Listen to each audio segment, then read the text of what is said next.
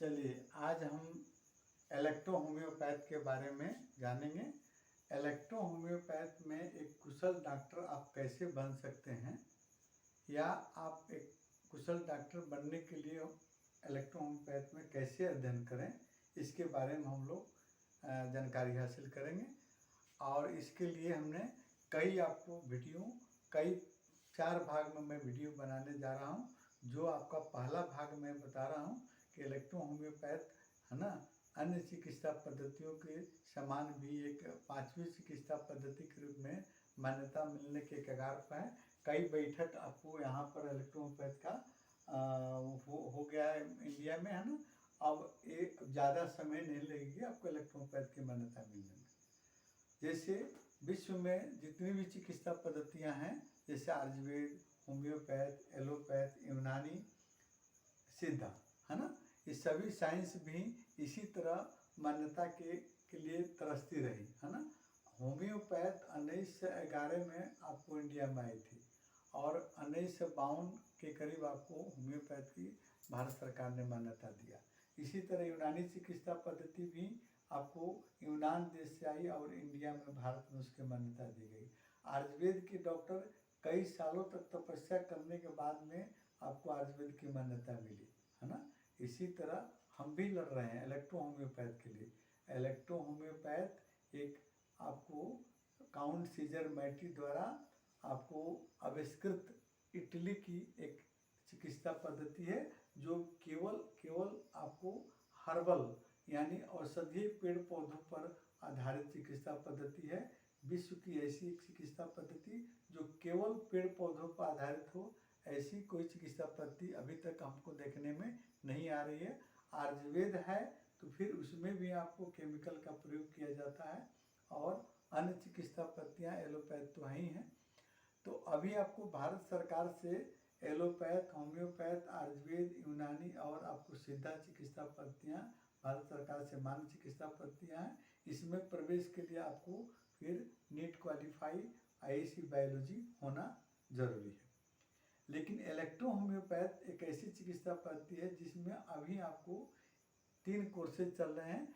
MBH bachelor of electro homeopathic medicine, दूसरा आपको BEMS आपको bachelor in electro homeopathic medicine and system, है ना। एक डिप्लोमा कोर्स है AMP authorise medical practitioner of electro homeopath. तो फिर आप एक कुशल डॉक्टर बनना चाहते हैं, इलेक्ट्रोपैथ का अध्ययन करना चाहते हैं, तो उसमें आपको क्या करना चाहिए। ये मेरा वीडियो पहला है, इसके कई भाग बनेंगे, 2 से 4 भाग बनेंगे। जैसे पहला भाग में हम आपको बता रहे हैं कि पहले आप स्टार्ट कहाँ से कीजिए, कहाँ से शुरू कीजिए इलेक्ट्रोपैथ। देखिए, काउंट सीजर मैटी द्वारा ये आविष्कृत चिकित्सा पद्धति ऑर्गेन मेडिसिन, ऑर्गेनिक मेडिसिन द्वारा बनाई गई है। सभी इसमें आप हमारे शरीर के हर पार्ट्स पर आपको मेडिसिन बना हुआ है ना। ये ऑर्गेनिक मेडिसिन है। तो ऑर्गेनिक मेडिसिन की जब हमारे शरीर के पार्ट्स पर हमको जानकारी नहीं है, तो फिर उसका अध्ययन आप कैसे करेंगे। तो सबसे पहला पॉइंट होगा आपका शरीर रचना और क्रिया विज्ञान।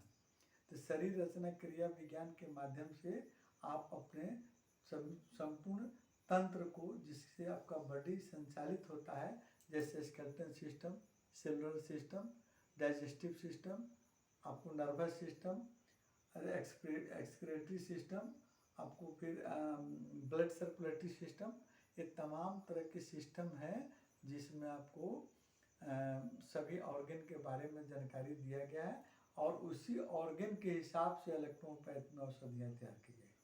तो फिर आपको ऑर्गन की जानकारी जरूरी है। सबसे पहले हम इलेक्ट्रोपैथ के बारे में जानने के लिए पहले आपको एनाटॉमी और फिजियोलॉजी का अध्ययन करेंगे, है ना।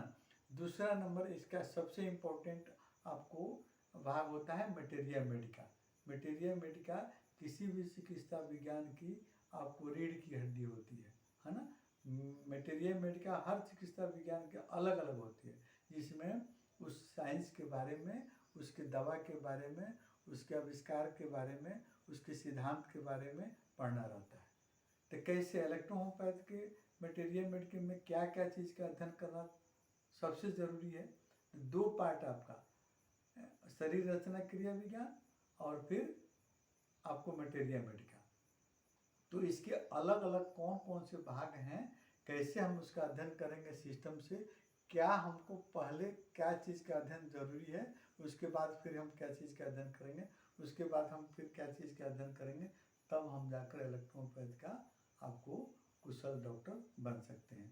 तो इसके लिए आप मेरा अगला वीडियो ज़रूर देखिए, उसमें हम बताएंगे कि आपको मटेरिया मेडिका में हम कैसे आपको इलेक्ट्रोपैथ का अध्ययन किसको क्या चीज़ हमको पहले पढ़ना है। ऐसे देखने को मिल रहा है प्राय कि और कुछ बच्चे ऐसे हैं जो आपको कहीं से किट खरीद ले रहे हैं, कहीं से 5 मेडिसिन का नाम जान लिए, 5 मेडिसिन के बारे में जान लिए और फिर उसको ट्रीटमेंट करना शुरू कर दिए। यही गलत हो जाता है।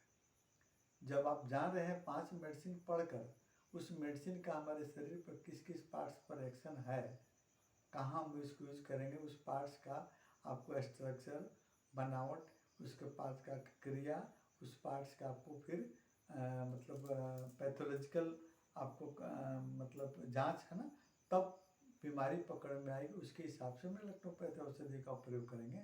ऐसा नहीं होना चाहिए। इसके लिए आप अगला मेरा वीडियो ज़रूर देखिए।